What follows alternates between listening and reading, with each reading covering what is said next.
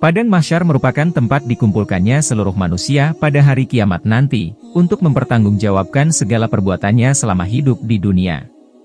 Padang Mahsyar yang digambarkan adalah sebuah dataran kosong yang sangat panas dan terik suasananya bagi manusia. Teriknya Padang Mahsyar sampai Nabi Muhammad SAW bersabda, sehingga manusia tersiksa dalam keringatnya sesuai dengan kadar amal-amalnya yakni dosa-dosanya. Di antara mereka ada yang keringatnya sampai kedua mata kakinya. Ada yang sampai kedua lututnya, dan ada yang sampai pinggangnya, serta ada yang tenggelam dalam keringatnya. Rasulullah SAW mengisyaratkan dengan meletakkan tangan ke mulut beliau. Hadis riwayat Muslim. Syekh Al-Imam Abdurrahim bin Ahmad Al-Qadi menjelaskan bahwa seluruh manusia akan dikumpulkan di Padang Mahsyar selama 40 tahun tanpa busana dan alas kaki. Teriknya Padang Mahsyar yang sangat dahsyat membuat tumbuhan tidak akan ada yang hidup sehingga seluruh manusia menjadi kelaparan dan kehausan. Namun, di antara umat manusia yang merasakan kelaparan dan kehausan, ada 5 golongan manusia yang akan selamat dari rasa lapar dan haus pada saat itu. Berikut 5 golongan manusia yang tidak akan merasakan kelaparan dan kehausan saat di Padang Mahsyar kelak. 1. Para Nabi dan Rasul. Nabi dan Rasul adalah utusan dari Allah Subhanahu wa Ta'ala yang memiliki tugas untuk membimbing manusia ke jalan yang benar. Jumlah Nabi dan Rasul sangat banyak, namun adalah 25 Nabi dan Rasul yang wajib untuk diimani termasuk Nabi yang terakhir yaitu Nabi Muhammad SAW. Amal ibadah dan ketaatannya kepada Allah Subhanahu wa Ta'ala membuat para Nabi dan Rasul kelak tidak akan merasakan kelaparan dan kehausan di Padang Mahsyar. 2. Golongan Ahlul Bait Rasulullah. Ahlul Bait merupakan keluarga dari Rasulullah SAW yang jumlahnya belum diketahui secara pasti. Mereka adalah yang nantinya tidak akan merasakan kelaparan dan kehausan saat di Padang Mahsyar.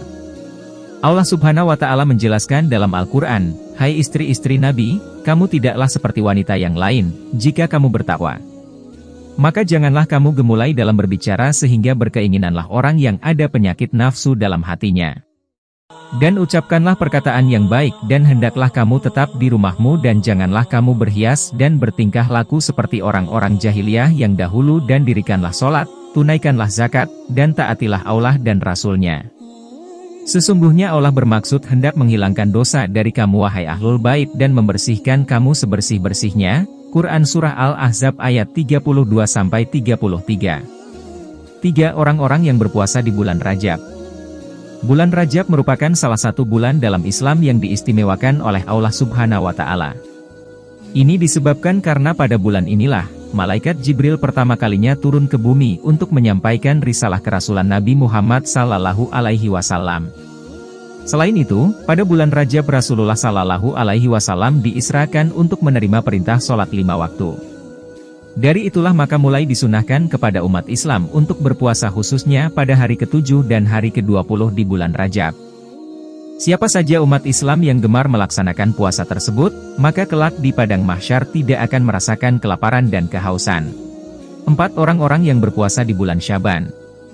Bulan Syaban juga merupakan bulan yang diistimewakan Allah Subhanahu wa Ta'ala, di mana menurut Imam Al-Ghazali bulan ini diyakini sebagai jalan menuju kebaikan, karena lafaz Syaban dibentuk dari lafaz Shibun yang berarti jalan di gunung atau jalan air bah dari atas gunung, artinya adalah jalan menuju kebaikan dan keberkahan. Dari sinilah maka dianjurkan bagi umat Islam untuk berpuasa di bulan Syaban agar juga mendapat kebaikan dan keberkahan seperti air bah.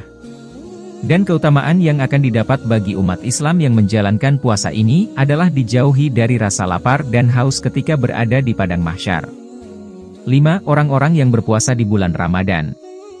Bulan Ramadan merupakan bulan yang agung yang memiliki banyak sekali keistimewaan yang Allah Subhanahu wa Ta'ala janjikan untuk umat Rasulullah SAW.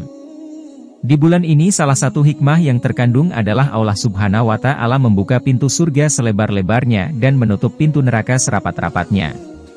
Nabi Muhammad SAW bersabda, "Apabila datang bulan Ramadan maka dibuka pintu surga dan ditutup pintu neraka dan setan-setan dibelenggu." Hadis riwayat Muslim.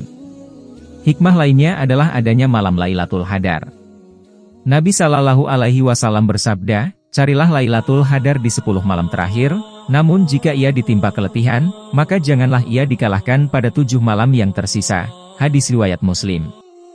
Bagi siapa saja umat Islam yang istiqomah beribadah di bulan Ramadan maka kelak akan mendapat keutamaan dihindarkan dari rasa haus dan lapar di padang mahsyar.